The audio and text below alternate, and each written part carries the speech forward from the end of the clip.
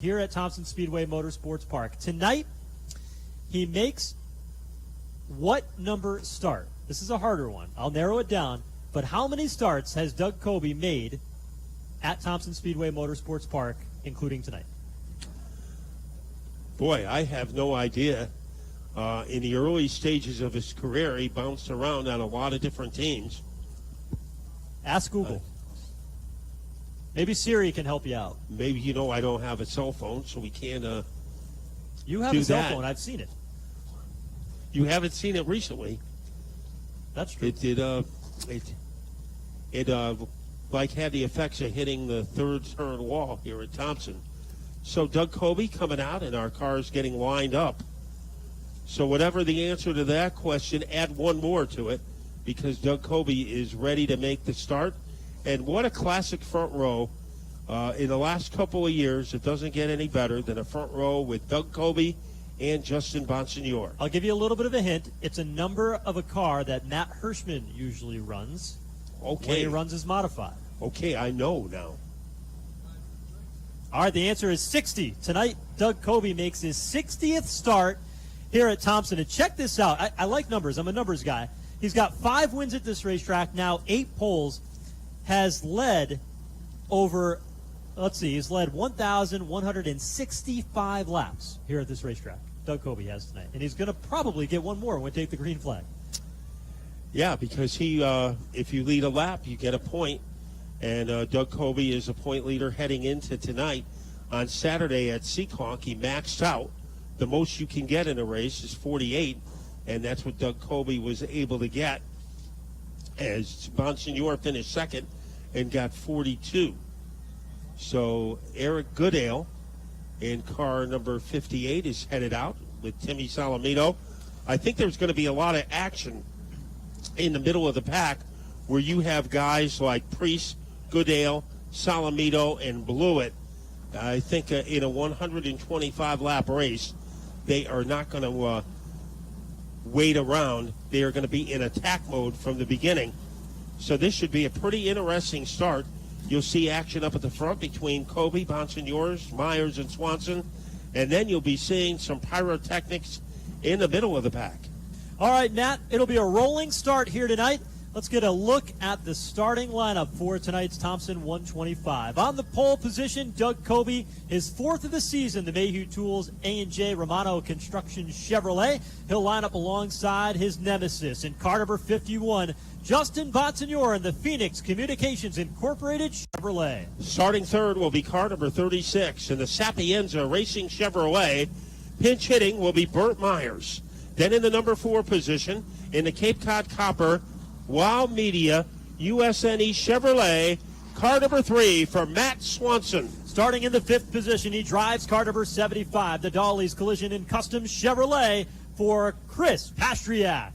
Starting next, it'll be car number 46, Craig Lutz, the Riverhead Building Supply Chevrolet. Then it will be car number 64 in the Lumiere Dell Electric Chevrolet, the Rocket, Rob Summers.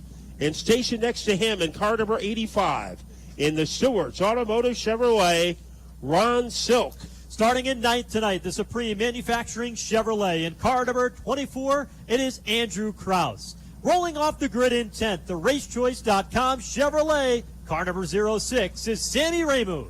Car number 82 will be next in the Horton Avenue Materials Chevrolet. Here is Woody Pitcat. And next door to him in car number 20, in the BB Motorsports MPC Trucking LLC Chevrolet, Max Attack'em Zack'em. Starting 13th tonight, the Nocella Paving Air Gas A&D Associates Chevrolet, car number 92, Anthony Nocella. He'll line up alongside Calvin Caro in car number 25, sponsored by Power with Prestige and Cruising with Betty. Celine Chevrolet brings us car number 07, starting 15th, Patrick Emmerling. And then in car number 7, in the Ultra Wheels Chevrolet, here is John McKennedy. It's the Logan Steel Pod Chevrolet, car number 47 for Joey Muchacharo, rolling off the grid in 17th tonight. 18th starter is a 4-time Southern Whelen Modified Tour champion. The Dunleavy's back Eddie Harvey-owned Modified for JB3, George Brunhosel III. Another former Whelen champion will be in car number 6. in the TS Hauler Chevrolet. Here is Priest Lightning, Ryan Priest. And then it will be car number 58 in the GAF Roofing Chevrolet, Eric Goodale. Starting 21st tonight, he's a two-time Thompson winner in the RB Enterprises Ford. Car number 16, Timmy Salamito. Next it is Showtime Jimmy Blewett, car 21 in the 22nd position, the Gershaw Recycling Blewett Scrap Metal Chevy. Car number 14 will be next, the Atlantic Sprinkler Chevrolet, driven by Blake Barney. Then a rookie competitor in car number 34 in the Johns Tree Removal Chevrolet. The driver is J.B. Fortin. It'll be Tommy Catalano in the 54, the Catalano Motorsports Chevrolet. Timmy Catalano starting 26th in car 45. Performance Engines and Kendall Oil bring us Kyle Elwood in car number 38. In car number 18 in the Bowie One Seafood Chevrolet, Ken Hagee. Performance Engines, Kendall Oil backed the Chevrolet for the 33, Wade Cole. 78, Walt Sutcliffe, Last Minute Racing Chevrolet, and Melissa Fifield, McCrowell's Towing Chevrolet. Race fans, it is time to go modified racing. Get up on your feet. This will be the wave lap as they get ready to come to the one to go signal. Wave them off, Thompson Speedway style. Here at the Big T.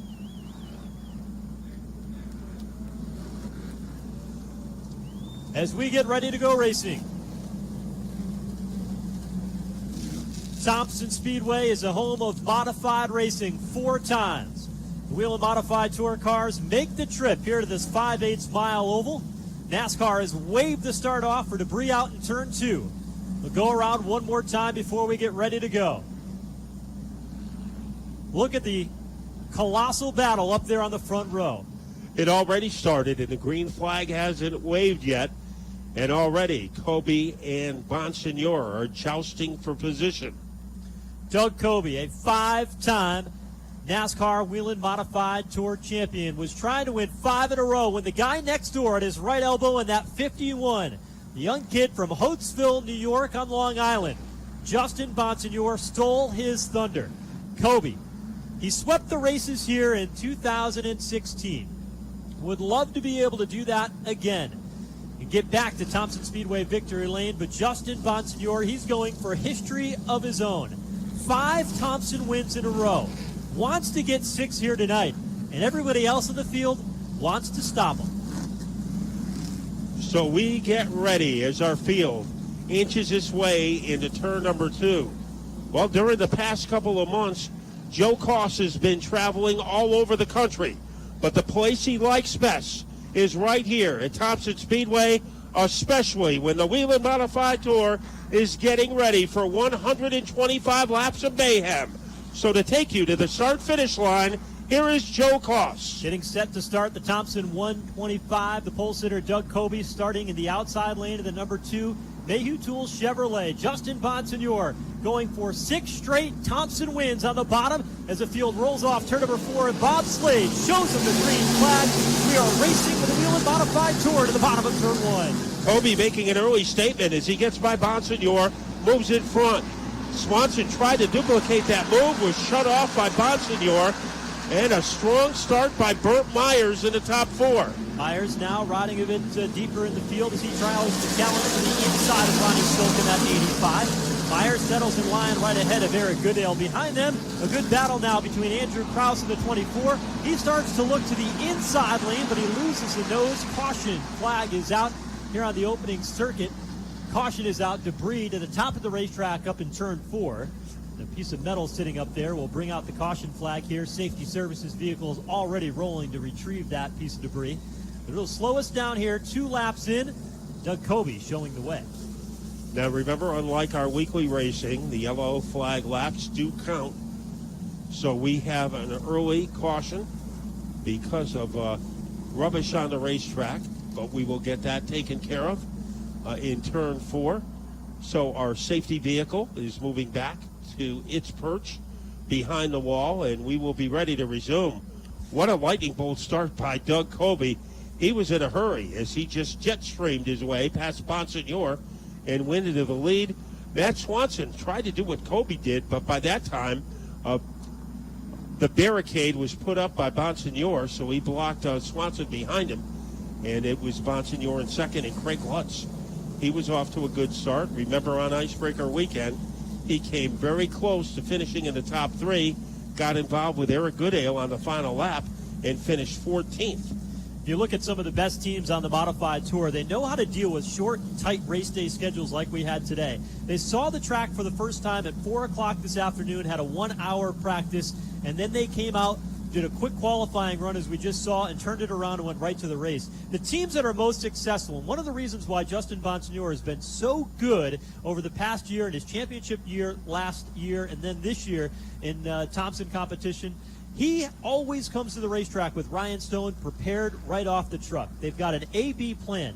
You roll off the racetrack, off the truck. If the racetrack shows you a loose condition, we can go and put these shocks on or make that adjustment. If it shows you a tight condition, we've already got a game plan of where we're going to go with our race program. And you see that. The guys that are successful with championships in our weekly racing, the Keith Roccos, when they unload, they put the car on 4 jack stands and it sits there until it's time to go out on the racetrack. And that's been one of the keys that Justin Bonsignore has said, that's key to my success. We prepare at the race shop. When we come to the racetrack, all we have to do is unload and turn some laps and see where we're at. And that's why those teams are running so well at the moment.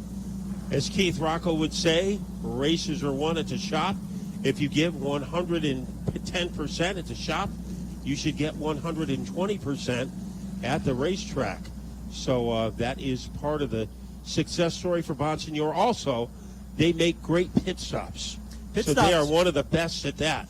We haven't had a chance to test it that often this season. Only a couple of tracks on tour have live pit stops, Stafford Speedway and Thompson Speedway among them. There are a few others that comes into play. But that track position on that pit stop is where Justin Bonsignore last season was very good. He's got all his pit crew back again this year, and they're hoping to have that success, but only time will tell. And you know, Matt, not many people know what Bonsignore does for a living for a young guy. It's not something that we talk about a lot, but he's in the technology business. And he's involved with installing fiber optic cables that go all around cell phone towers throughout the Northeast and Long Island and all over the place. You might have heard of 5G, new cellular technology that's coming out. But Justin Bonsignore works in the industry to make that type of stuff happen. And he does all that work behind the scenes. He's very, very smart with technology. And it's not something we talk about very often because he's so good on the racetrack. But he's got a really interesting story away from the car and some of the things he does as part of his career that help allow us to have those conversations on that cell phone that you lost. I need him to help me. I need him to give me an SOS here. Jimmy Blewett's car, they took the front piece off of that car and threw it away as that was kind of bashed in. So some cosmetic repair for the number 21 of Jimmy Blewett. And we're 1 to go, Matt, before we get back under the green flag. Pete Falcone's working pit lane tonight. Pete, you know, this race is a very short distance, 120 laps left, and a lot of the teams that we heard were saying, you know, if I can pit somewhere around lap 90 or so to get my 3 tires, that would be a good combination, Pete. Is that the same thing that you've heard in your studies today? Yeah, down here on pit road, they're prepared for anything, but you may see them come in or see some of them duck in here a little earlier than that. They're thinking just in case it goes green most of the second half of the race, they may get in here early. I've heard that from 3 or 4 of the crew chiefs so far.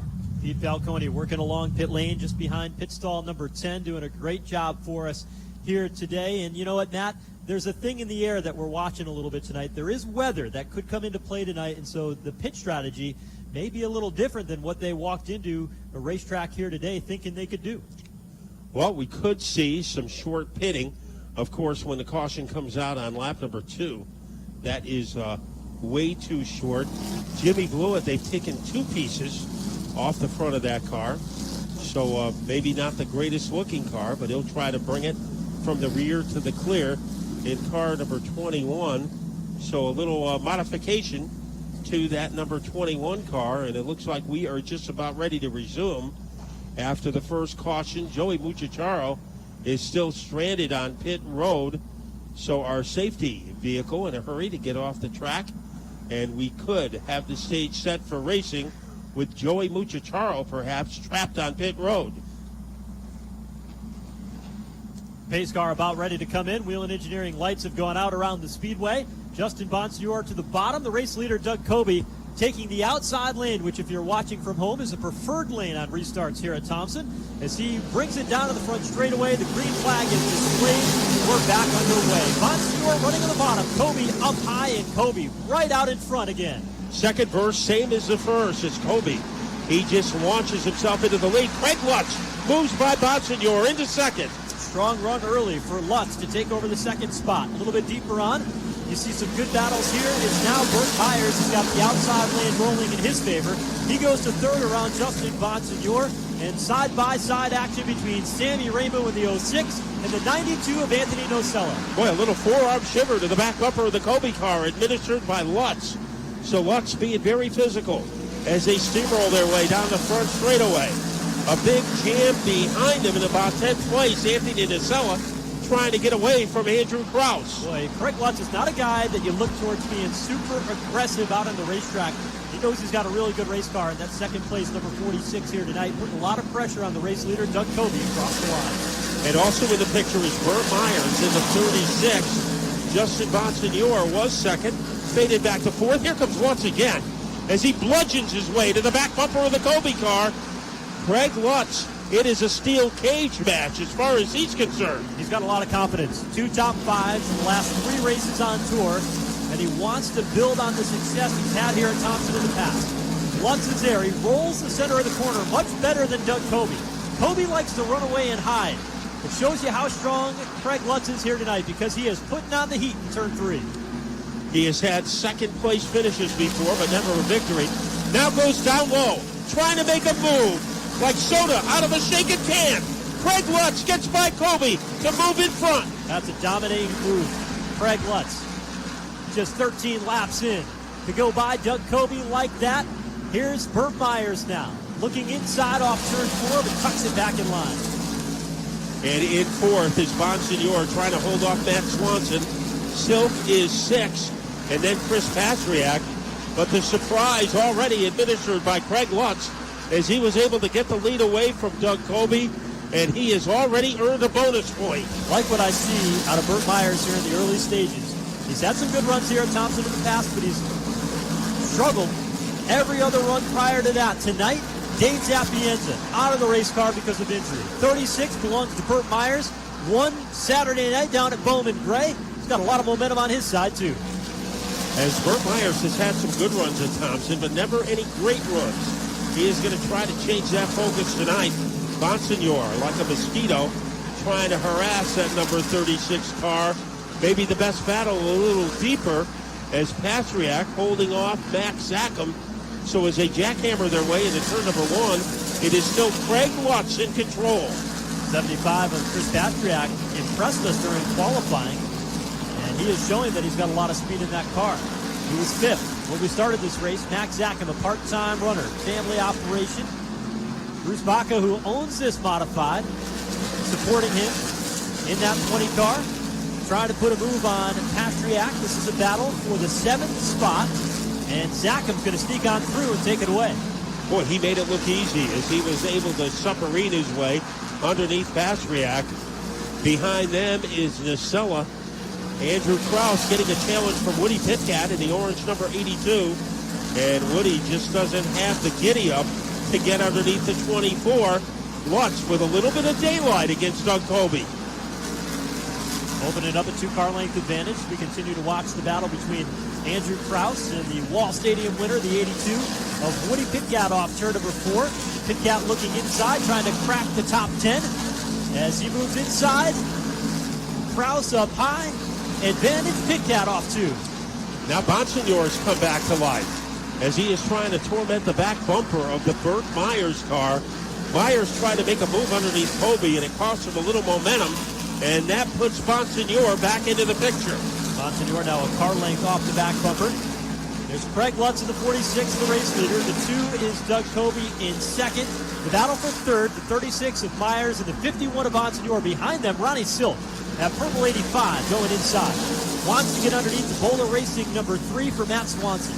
And he has leverage as he is able to whirling dervish his way underneath Matt Swanson. Now trying to make a move again is Bonsignor, and he is having a difficult time figuring out how to get by Burt Myers. biding his time. Just 24 laps into the Thompson 125. Still over 100 laps to go. You see Myers working the top and the bottom. We saw Priest earlier in the Sunoco Modified feature event run the bottom, searching for drift.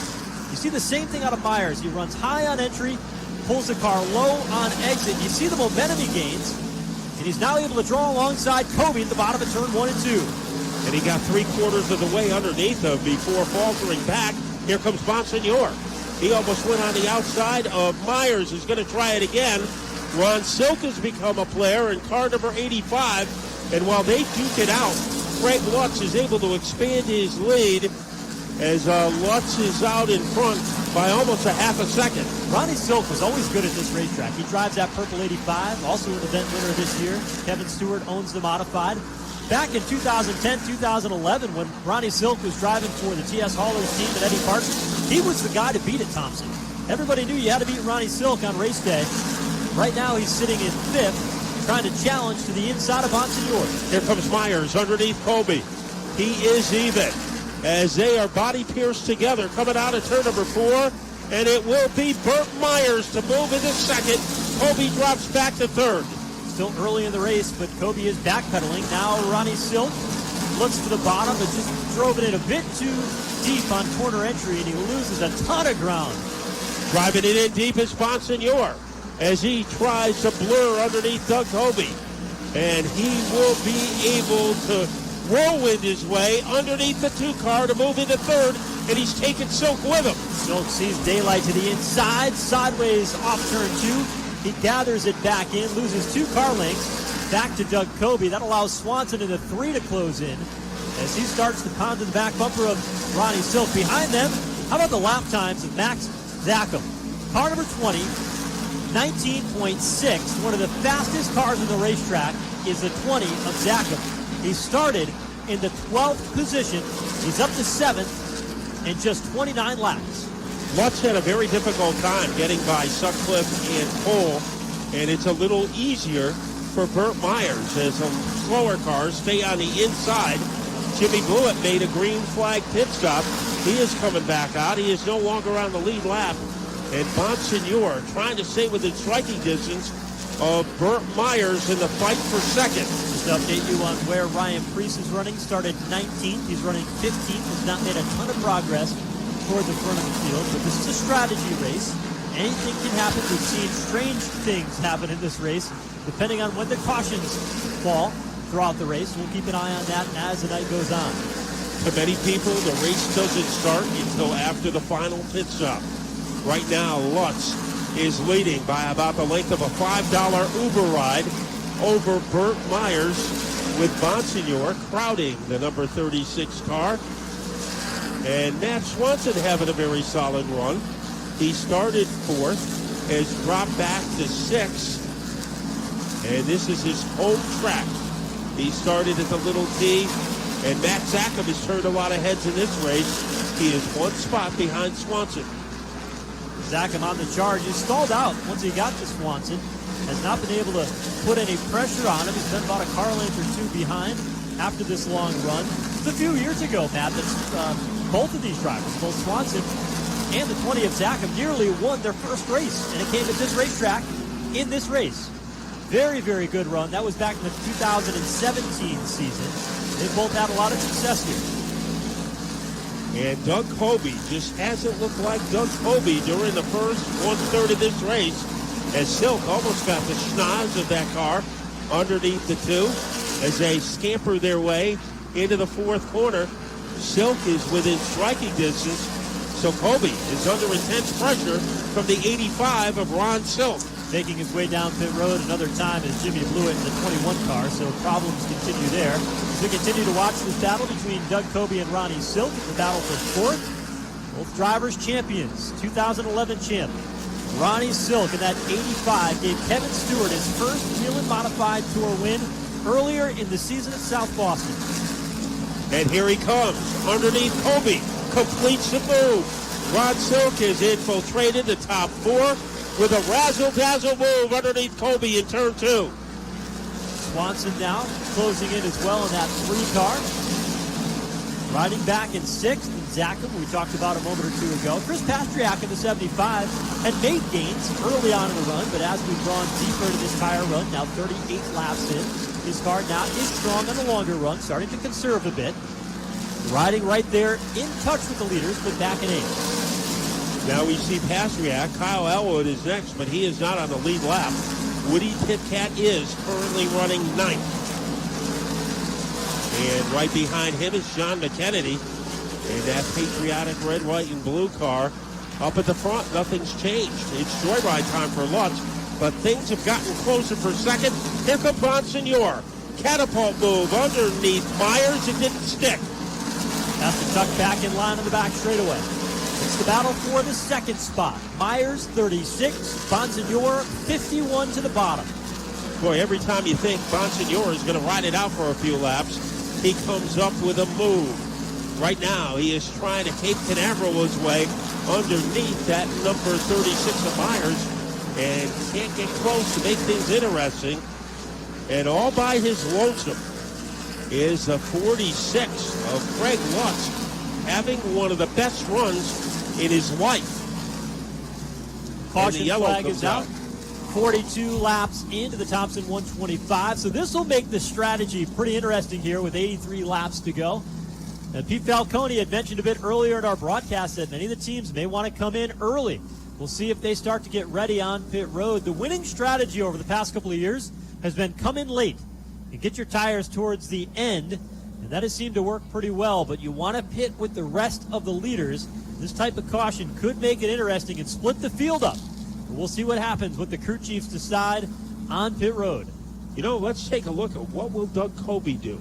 He started on the pole, has dropped to 5th. Do they have to make some adjustments on that car? It could be a good time for him to short pit. Well, the racetrack is still going to change a lot. You know, the lights are now just in full bloom here at the racetrack. The sun is down here on a cloudy night. The dew's going to start setting in a little bit. The track's going to change a lot in the next 50 laps or so. And you know, it's been pretty clean so far, but chances are we'll get another caution before it's all said and done. We'll see. Some teams, if you're running from 10th, 11th, 12th on back, you're probably going to come down and make some adjustments now and try to get better. But I'm thinking the teams up toward the front are going to stay out and maintain their track position, but we'll see.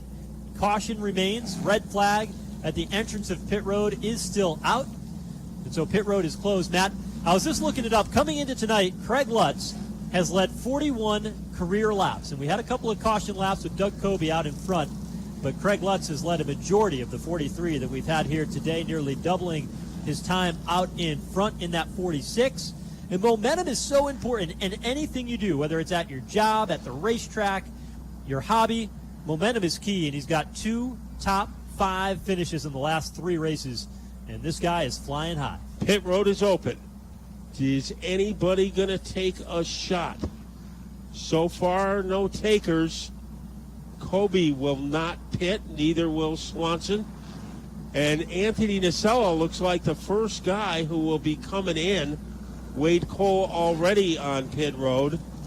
So it'll be Nacella joined by Crouch. Ryan Preece is in, and we are going to go on pit road with Pete Falcone. Yeah, you called it with Ryan Preece coming in. They haven't been happy with this car since the drop of the green flag. And you saw a little meeting of the team just as the caution came out as to what adjustments they were going to make. So he's in his spot right now. The jack goes up on the rear and changing the right rear tire with a slight adjustment here over on the left side as well, hoping to improve Preece's ride here and make a charge to the front. He is down and away. See, the race off of pit lane is won by Andrew Krause, J.B. Fortin, and then Ryan Preece and Anthony Nocella. Interesting to note, though, no tires changed on that 6 car for Ryan Preece. Adjustments only, so they're playing their strategy to get the race car better first and then see if they can get those tires a little bit later on in the race. But it is Andrew Krause who won the race off pit road. That race car for Ryan Preece is a brand new design out of Chassis Dynamics. It's a 4-link rear suspension. The chassis completely different. This team ran it down in February during Speed Weeks at New Smyrna Speedway, and Ryan Preece had a lot of success. It was one of the fastest cars on the racetrack day in and day out. This car was down in North Carolina for a period of time. They brought it up here to the Northeast so his dad, Jeff, and some of the other team members could help put it together while Ryan runs on the Cup Series around the country. They finished the car at 9 o'clock this morning and brought it to the racetrack here tonight to see what they could do with it. But it's all new in that 6 car for Ryan Preece. And so a new combination. We'll see if they can put it to the test. They've got Gary Putnam here as a crew chief, as a modified driver, as an engineer. He's won the Daytona 500. He's won the Brickyard 400. He works with Chip Ganassi Racing. We've got a lot of bright minds working with Ryan Preece here tonight to see if they can get this brand new chassis to the front. And Gary always likes to come to the Connecticut tracks because he is a Vernon, Connecticut native. So it is a homecoming for him as well as for Ryan Preece. So that car has been sleepwalking for the first 45 laps or so. We'll see if it comes back to life. Right now, the front row populated by Craig Lutz, who is elected to go to the outside. And on the inside is Burt Myers with Bonsignor and Silk on the second row. So we are ready to turn up the volume in the Thompson 125. Let's see what Craig Lutz can do here against a modified veteran. Burt Myers on the bottom. Gets a good jump as they come off the line. Lutz leads the field down into turn 1. Myers is there. Wheel to wheel now for the 3rd spot. Bonsignor digging on the bottom. Outside, it's Ronnie Silk. And Swanson wants to be part of that battle. Silk gets by Bonsignor. Attacks the back bumper of the Burt Myers car. As they swirl off the corner, Myers in second, but he has plenty of company behind him. A little bit deeper in the field, we see Doug Covey dropping back in the inside lane. Here comes Chris Pastriak to go by to the outside lane. More cars starting a freight train, including Max Zackham. Now Woody Pitcock's going to sail it in deep to the outside of turn 3. And he tries to get by Doug Covey by doing that. They are even, as those two drivers are paper clipped together, with Pitcock getting the advantage coming off the corner. Dead even across. That's the battle for 8th. And Pitcock wins out. Behind them, Patrick Emmerling is working to the bottom of the 7 New York car of John McKennedy. Emmerling coming off of a win at Spencer Speedway over the weekend in the ROC Tour. McKennedy was out in front in IMSA competition when he was running a super modified when the engine expired.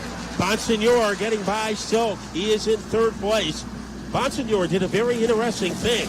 Went high in turn number 2 to get help from the banking, and then he had enough energy to get by Silk. More so than other nights, Matt. We've seen a lot of drivers try to take advantage of that momentum of the banking. And Bonsignor tried it again and opened up the gap some more, getting off of turn number 2. Silk trying to run the inside lane. Pastriak in that 75 still becoming a factor here. And Matt Swanson rounding out the top 5, 1 spot ahead of Pastriak, who has looked pretty formidable in the last handful of laps. Craig Lutz, his lead not as big as it was a few moments ago, as Myers staying within striking distance.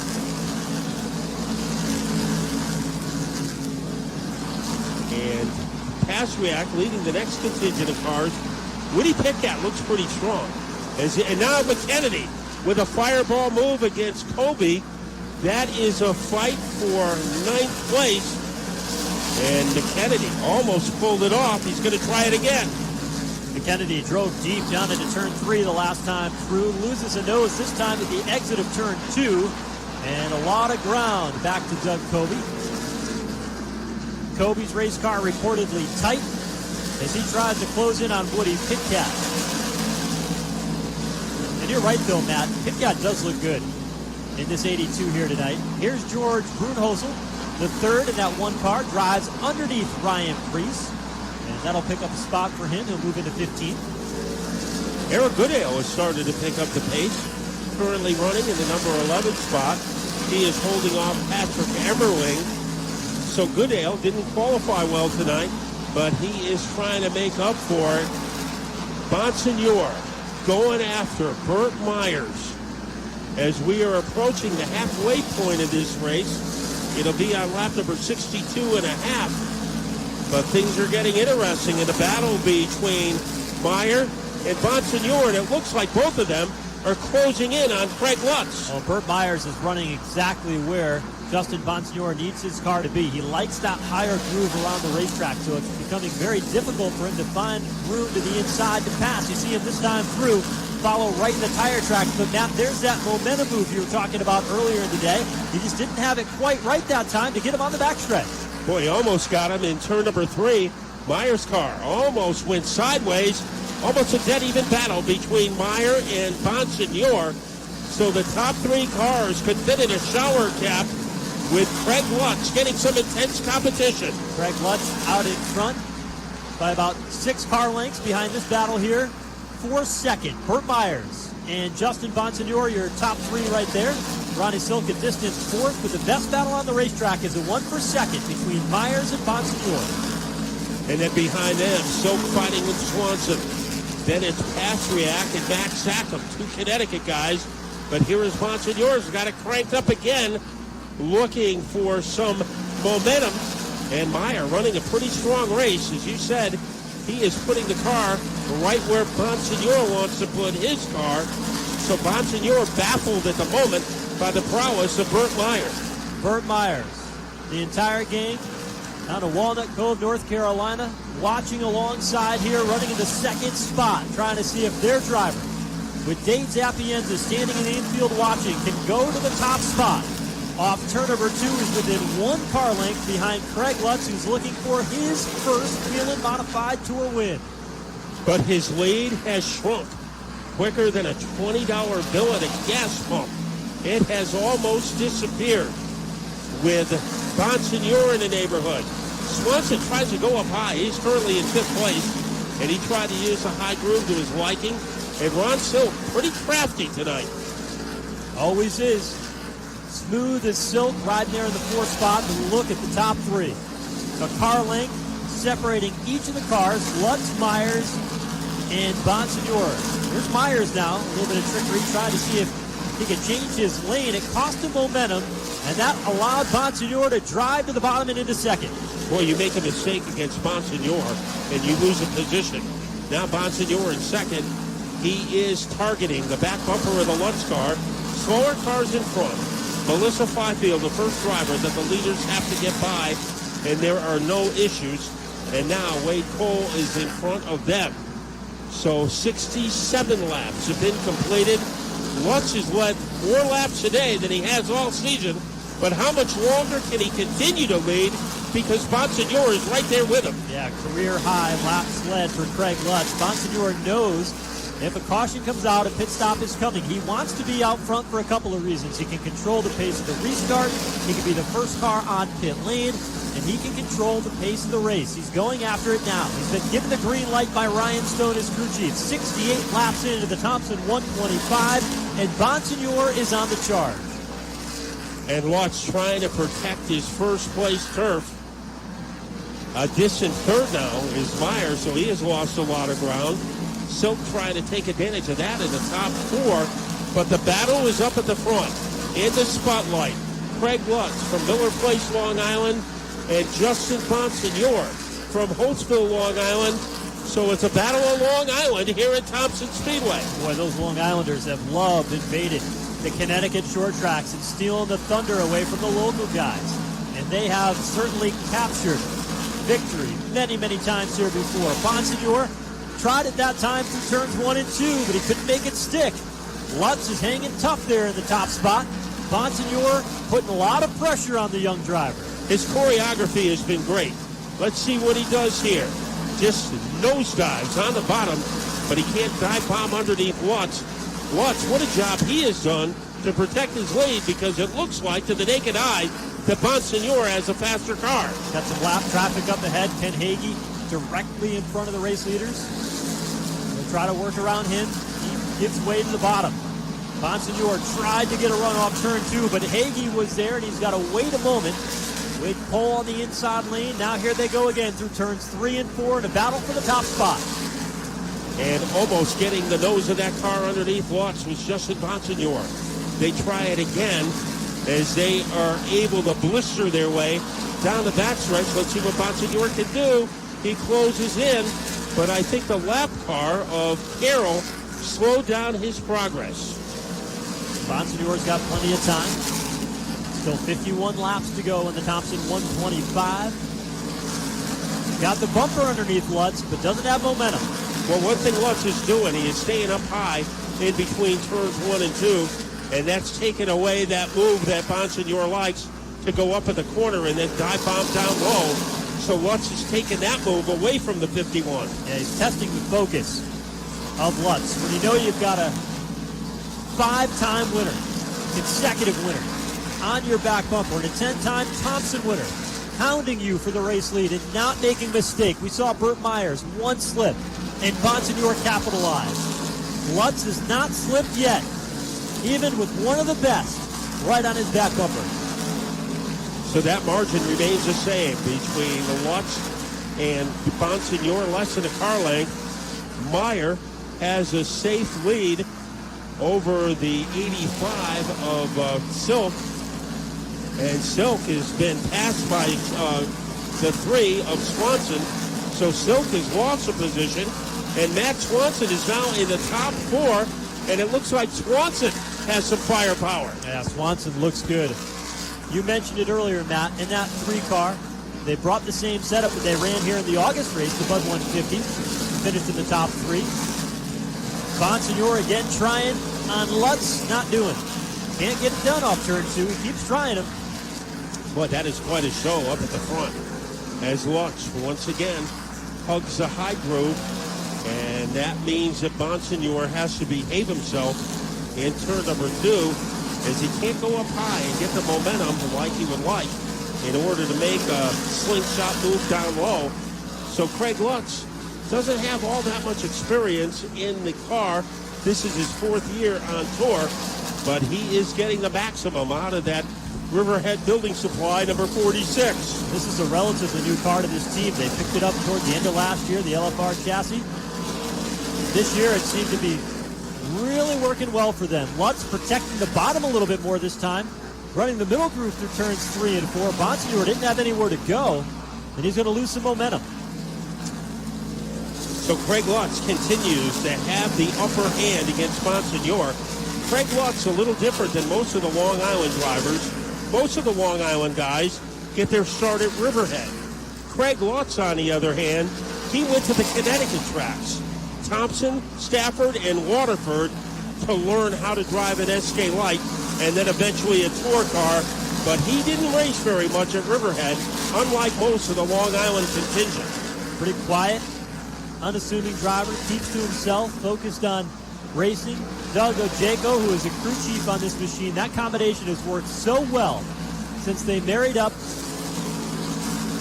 in the recent past. Woody Pitkat stepped out of that ride. They earned a pole position the first time out. And from then on, it has been a very positive relationship. Jeff Goodale and the Goodale family owned the Modified in that 46.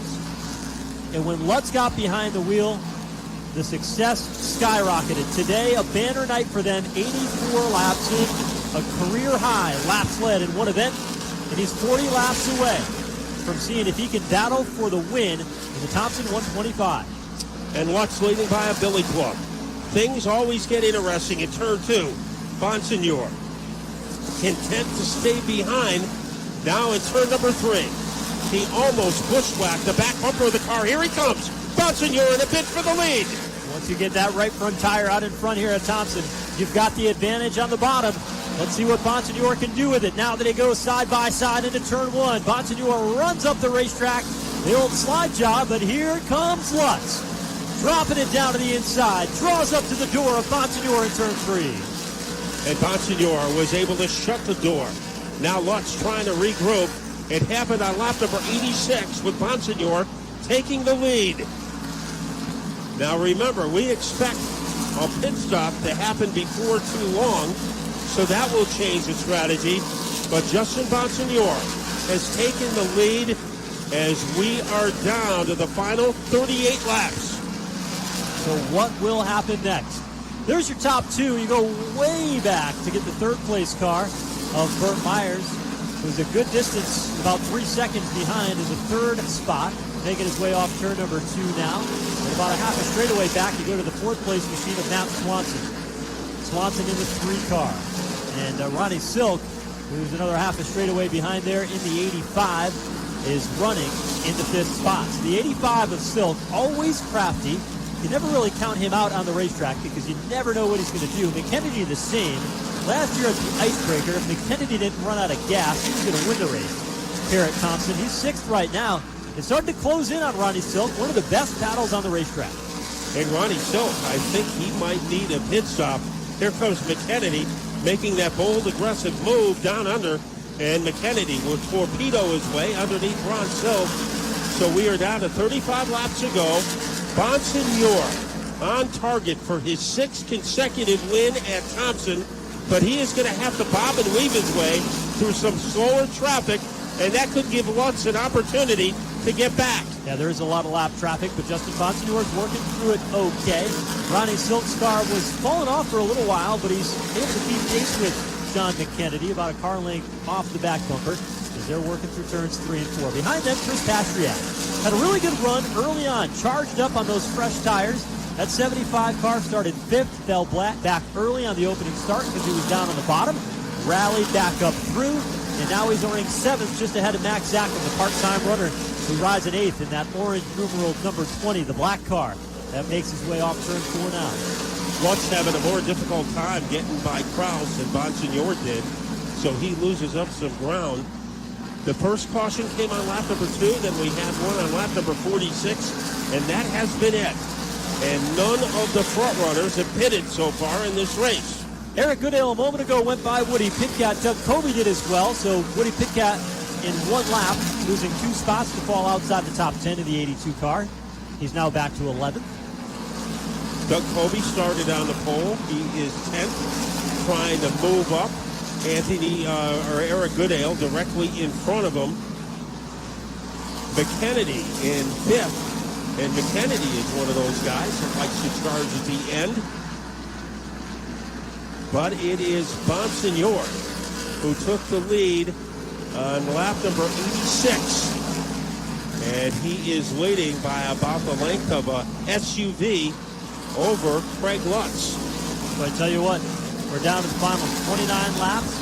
A caution now would certainly make it interesting if they had the opportunity to come down and get tires in some of those cars that did not come down pit road as of yet. And you got to picture that some of the cars who did come down probably love to be able to gain a whole bunch of track position if they can stay on the lead lap. How about this battle here? Burt Myers in the 36 is battling with Matt Swanson in the 3. That battle has tightened up quite a bit in the battle for 3rd. Working to the bottom of turns 3 and 4. And the lap machine of Calvin Carroll to the inside lane of Swanson. To make quick work of him. Swanson's car charging here at the end, trying to get another podium finish at Thompson Speedway, a track that, Matt, I think he can call either his favorite, if not certainly one of the best tracks he has on tour. As a graduate from the Little T, and he raced here in 2008. Yellow comes out, and there is a melee in turn number 1. The 07 of Patrick Emmerling is involved. The 92 car of Anthony Nocella has bent the front of that machine upwards. Right front contact for him.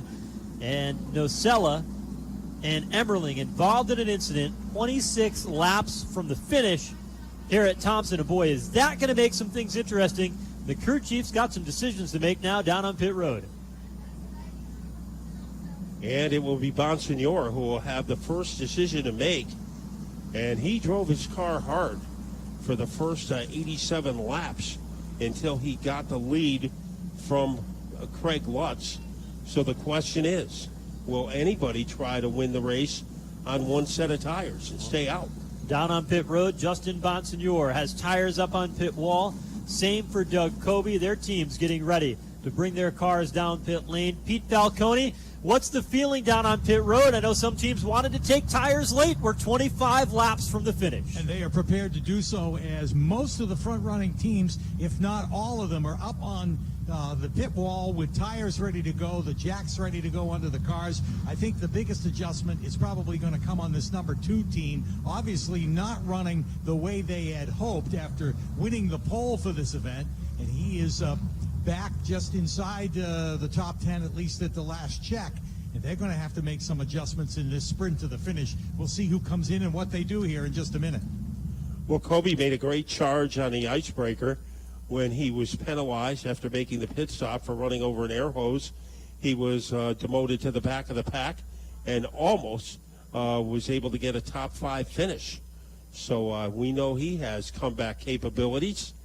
The field is being held up at the entrance of turn number 3 as we have a heavy cleanup. The red flag is out. So that means that we will get more laps in. That is a positive thing, as the scoreboard is frozen right now at 100 laps. And Bonsignore, we have said many times, what a great team he has and what pit stops they have been making, especially at Thompson. Craig Lutz, that team has been together for about a year. So we'll see what happens there. And do you think any one of our top 10 or so might try to stay out and steal the race? Well, somebody might. You know, a guy like Max Zackham, a team that doesn't have a ton of resources to go racing, run part-time on the schedule. You know, he's sitting there in 7th, knows he's got a pretty good race car. You know, but history will tell you that if you look back through races when you're in this situation, we'll probably have about 20 laps to go when we get back underway. Most likely, there'll be another caution in that 20 laps as everybody gets all worked up here sitting under the red flag. Not a lot of time to move forward, but if your car is on old tires, you're going to get eaten up in no time. And so that's the balance. How many green flag laps are going to be left? Where am I on the racetrack? And will I finish better if I stay out versus coming down pit lane and get stuck a little bit deeper in the field? And there could be a chance that this won't be the last caution. And that would help anyone who decided to stay out on their old rubber to shorten up the race. However, it is going to be a battle on pit road between Bonsignore, Lutz, Myers, I believe Swanson. It is going to be a place where the race could be won and lost on pit road. I think of those 5 consecutive wins by Bonsignore. At least 2 of them have been won because of his team's ability on pit road. By far. Their team last year dominated the action on pit lane, and that's one of the assets that they have. They've got that number 1 pit stall by virtue of the success that they have had last season, and that 51 car sitting out there has got the prime real estate to try to get on and off pit road cleanly, and being out in front, he's got a pretty good gap to some of those guys around him. So he'll have clean entry, clean exit. That'll help him on pit road. We'll see how it all plays out. They've pulled the Patrick Emmerling 07 car back behind pit wall, double hook style. They're working to get the Anthony Nocella car down back behind pit wall as well. We'll get the track cleaned up, and then before long we'll be ready to get back underway. Pit road is closed as the red flag sits out. Cars paused along the back straightaway here. Justin Bonsignore is the race leader. Craig Lutz, Burt Myers, Matt Swanson sitting there in the 4th spot. The Bowler Racing number 3, Matt, interesting. You know, family team. They always made their own race cars. Matt Swanson, for years, ran his own family team, that number 89 car. His father owned the car. His brothers worked on it. His 2 brothers, older brothers that he has, run a landscape and construction business. He works at the family car dealership, the Buick GMC dealership that the family owns. He works in the parts department, works on the race car a couple of days a week, works at the dealership a couple of days a week. And he said, the reason why I like racing with this team is although nobody's really related for the most part outside of my family, it is my second family. And that's why I'm comfortable here, because I always raced for a family team. I always had my folks around me and my family. He says, but I've joined this Bowler team, and it just seems to work for us. They have clicked. John McKenna, the crew chief over there, with Greg Fournier, who does a great job on these race cars. House-built cars. You don't go to the store and buy them. You don't go to Troy. You don't go to LFR, Fury, Chassis Dynamics, or whatever they're calling themselves this week. You don't go there to get the race car. They build them from scratch, and, boy, they are successful with them. Boy, you'll have to go on Facebook to get the answer to that question. I'm going to get in trouble for saying that. I know it. Well, you just probably blame it on me. But good idea. I didn't think of that one. We have a delay as the cleanup continues in turn 2. Ryan Preece, 13th, but he has not changed tires yet, so he can put 3 fresh ones on. They're entitled to 3 fresh tires during the course of the race in any order that you want. So Ryan Preece, maybe with fresh rubber, he could come thundering out of the blocks from his 13th place position. Doug Colby. We know what a closer he can be. So I think anybody from 15th back could conceivably have a chance. Some of this is a little bit of strategy as well. Now, if I'm a spotter and I'm sitting up in the spotter stand, here's what I'm thinking about right now. How many cars come down pit road? How many cars stay on the racetrack? Because if I come back out, you know where I want to start? I want to start in the outside. And so if I've got the opportunity where I can count how many cars are out there and where my car is going to come off pit road, and I can strategically position myself to be in an even number position, then that's going to put me to the outside on a restart. And that gives you the opportunity, when that outside starts rolling, to pick up a lot of spots. And so keep that in mind when these cars get ready to go. Pete Falcone, what do you have? I'm with Patrick Emmerling, who stands beside his pretty bent-up race car here. You okay? Yeah, I'm fine. The car's not. This is the first time out with this car, and we missed the pre-race adjustments. We were struggling early on there. I'm pretty positive we would have put the new set on, and we were going to be pretty good. I don't know what happened there. I just got in the corner, and then I just got slammed, and then we got backed into the fence really hard here. So it just sucks. I don't know what happened, but we just got wrecked. So. Well, sorry to see that. You got a lot of work to do, and glad that you're okay. Thank you. Patrick Emmerling not happy about what happened out there, and very with the damage on that race car. Emmerling put his name on the map, Matt, when he won at the Bristol Motor Speedway. And modified competition is ROC mod runner, the Race of Champions up in Western New York, winner this past weekend. And he's going to end up on the hook here tonight, shy of the finish, some 24 laps away from the checkers. Okay, the man getting a lot of attention. He is holding the flags in turn number 3, standing on the grass. And as soon as he gets ready to flash the green flag, and it is out here now, so the pits are open, and now the fun will begin. Bonsignor will have the first option. And he is headed onto pit road, and he has taken almost everybody with him. Robbie Summers stays on track. He is the free pass driver. Here comes Bonsignor, his pit stall all the way on the turn 1 end of pit road. Craig Lutz, Dave Zappienza, Matt Swanson, John McKennedy, and just about every car on the lead lap is on pit road, Pete. And about to get real busy here as Justin Bonsignor pulls into his spot. And here is Doug Colby. Those are the guys that got to make more adjustments than everybody else. It appears that Bonsignor just taking tires. Colby had reported the car being tight for most of the green flag run.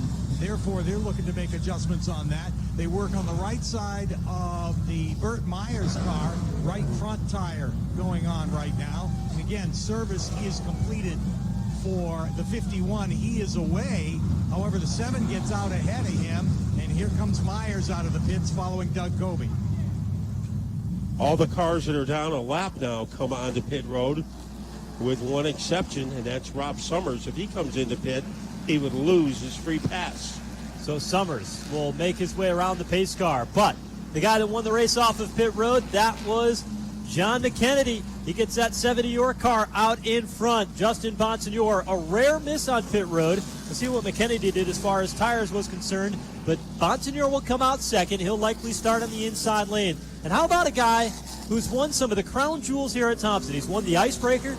He's won the World Series. The 16 car, Timmy Solomito. Pit strategy, giving them track position. He is now up to third. Solomito hadn't cracked the top 10 until this pit stop here with 24 to go. And he was in an extremely upbeat mood before the race. As he said, he wasn't just going to be good on the last lap, he was going to be good on every lap. That hasn't been the case, but he is in a position. Now, did Craig Lutz, did they count the cars? Because he will be starting on the outside of the second row, which is a pretty advantageous starting position. So I don't know if that was by design or by accident, but Craig Lutz, pretty good position on the, he'll be right behind our leader, Justin Bonsignor. I got to be honest with you. If I'm Craig Lutz, I've got the best starting position other than winning the race off pit road. And most likely, you know what? you're probably not going to win the race off pit road. I mean, that team, very, very good team, but you're going up against a guy that runs a Cup Series operation in the 7 New York team. They've got a pretty big pit crew. Bonsignor, well, they're pretty good, and we knew the strategy that Salamito played. So if I'm Craig Lutz, outside of being first, fourth is pretty good. Yeah, I'll take that back. It's McKennedy who will be the leader. He'll go to the outside, and Lutz will be perched behind him. And again, here's why that's so important. The outside lane moves a lot faster on the restarts than the bottom. And so if McKennedy fires off good here, Craig Lutz is going to be in the catbird seat. We know how good his car is here tonight. The question is, will it be McKennedy or Bonsignor who's better on the start?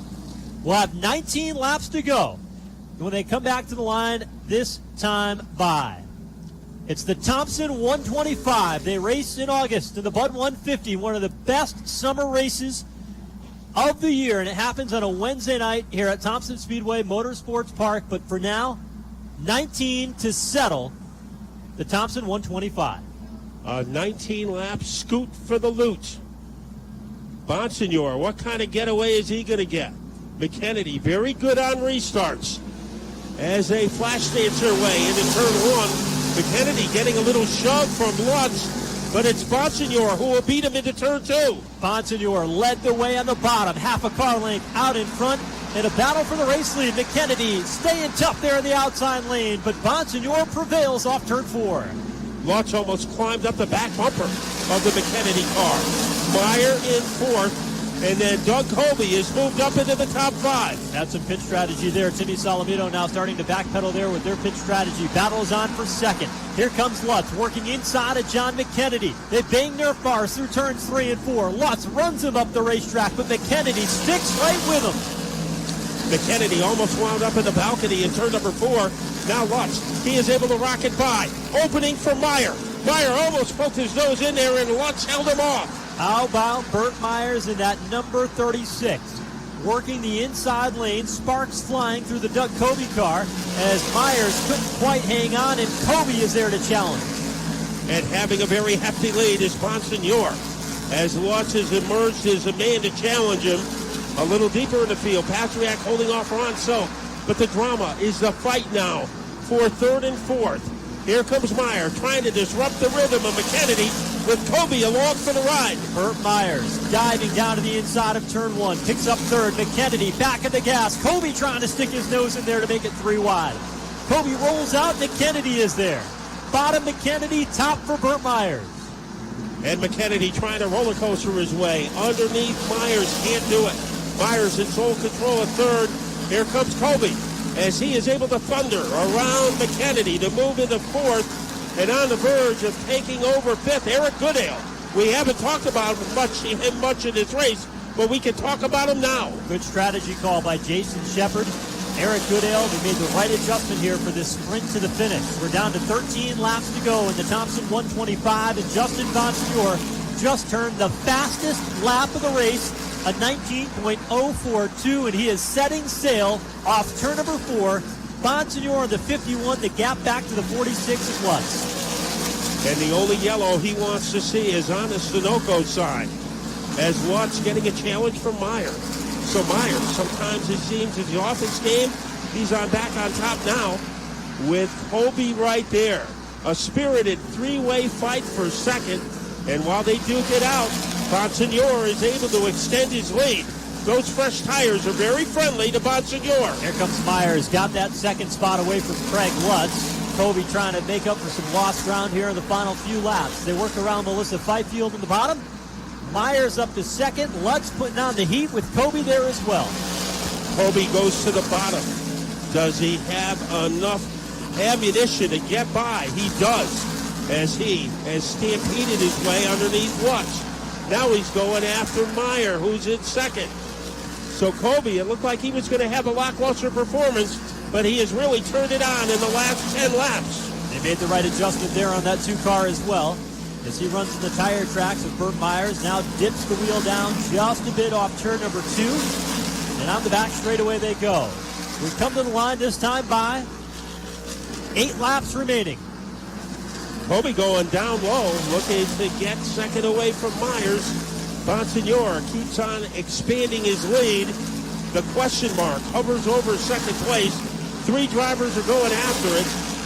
And Kobe, every now and then, he goes to the bottom, and he looks serious and dangerous. Kobe looking again on Myers. Tucks it back in line, tries again in turn 1. Up ahead, across the nose of Myers, and has got the spot. And he maintained his momentum to keep Meyer from crossing him over. So Kobe is in second. But I think he needs help from a yellow flag in order to corral the number 51 of Bonsignor, looking for his 6th consecutive Thompson victory.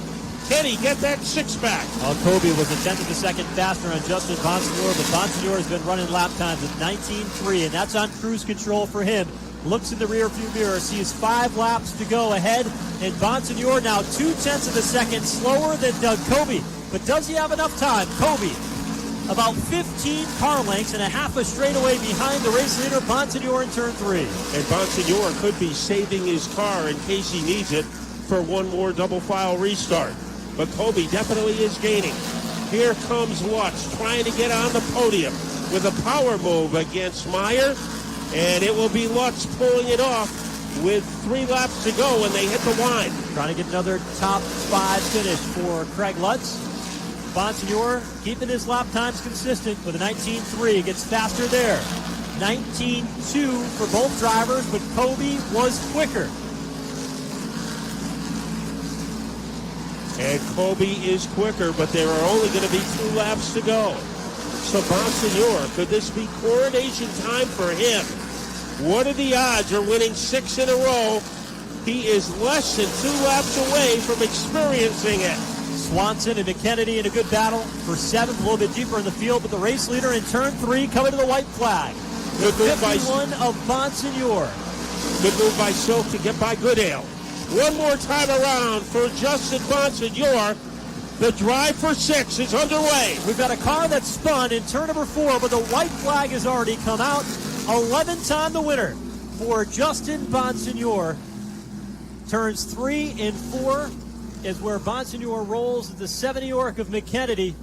They'll come across the line here this time by for Justin Bonsignor, his 6th consecutive and 11th overall at Thompson Speedway as he wins the Thompson 125. And Doug Kobe went from about 10th place to finish in 2nd. Craig Lutz gets his 2nd, 3rd place finish in a row. Burt Myers in 4th. Ron Silk in 5th. Eric Goodale 6th. Matt Swanson 7th. Sammy Ramo, the leading rookie in the field, finishes 8th. Max Zackham 9th. And Woody Pitcat 10th. Then it was Tommy Catalano 11th. Chris Pastriak 12th. Timmy Salamito 13th. Ryan Priest 14th. George Brunhosel was 15th. Rob Summers 16th. John McKennedy 17th. Andrew Krause 18th. Blake Barney 19th. And Ken Hagee was 20th. J.B. Fortin 21st. Timmy Catalano 22nd. Walt Sutcliffe 23rd. Kyle Elwood was 24th. Calvin Carroll 25th. Wade Cole 26th. Patrick Emmerling 27th. Anthony Nacella 28th. Melissa Fifield was 29th. Jimmy Blewett 30th. And Joey Muchacharo only ran 4 laps, and he finishes 31st. Justin Bonsignor, you put him on Thompson, and he becomes almost superhuman, like one of the Avengers. And he had a great end game, too, as he was able to get the lead away from Lutz on lap number 87. They pitted around lap 100. It was McKennedy beating him out of the pits, but Bonsignor was able to get by for another great win. Let's send it down to victory lane with Pete Falcone to hear from our winner in Critical Signs Victory Lane. Yeah, he's actually still in the car as they get set to set up victory lane. I think at this point they are going to try and move the car up into the victory lane area to do the celebration.